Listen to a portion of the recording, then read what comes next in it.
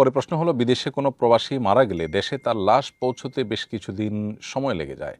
হাদিসে তো মৃতকে দ্রুত দাফন করার নির্দেশ দেওয়া হয়েছে, এক্ষেত্রে করণীয় কি?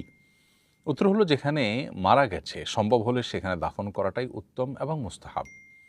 খুব একান্ত প্রয়োজন ছাড়া আসলে মৃত মানুষের লাশ দূর দূরান্ত পর্যন্ত টেনে হেঁচড়ে নেওয়া এবং দীর্ঘ সময় অপেক্ষা করা তার দাফন করার ক্ষেত্রে এটা অনুচিত কাজ, অনুত্তম কাজ। নবী সাল্লাল্লাহু আলাইহি ওয়াসাল্লাম বলেছেন, আসরিউ বিল জানাজা, মানুষের মারা গেলে মৃত মানুষের জানাজার দেওয়ার ক্ষেত্রে তোমরা যত দ্রুত সম্ভব সেটি সম্পাদন করবে, অর্থাৎ দ্রুততার সাথে জানাজা দিবে।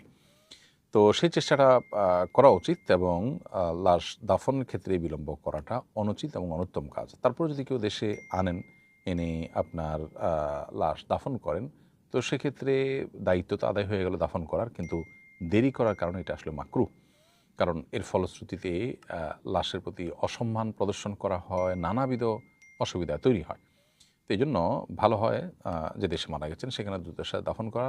আমাদের সাধারণত আত্মীয়স্বজনের যে আবেগের জায়গাটা কাজ করে, সেই জায়গাটাতে আসলে আমরা আবেগের চাইতে বরং কোরআন এবং হাদিসের আলোকে যে জিনিসটি বেশি উত্তম এবং রেকমেন্ডেড, সেই জিনিসটিকে আমরা প্রাধান্য দেওয়ার চেষ্টা করব। আল্লাহ আমাদেরকে তৌফিক দান করুন।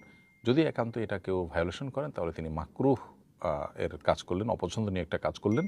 এর বাইরে এটা কোনো বড় গুনাহ বা আপনার দাফন করার ফরজ যে দায়িত্ব, সেটা থেকে আপনার সেটার খেলাফ হওয়ার মতো বিষয় না। তবে এটা মাকরুহ তাহরিমি বা এটাও এক প্রকারের ছোট গুনাহ। আমাদের বাসার সামনে একটি মসজিদ আছে, মসজিদের অপর পাশেই বাজার। আমি সহজে বাজারে যাওয়ার জন্য মসজিদের ভেতর দিয়ে যাই। মসজিদের ভেতর দিয়ে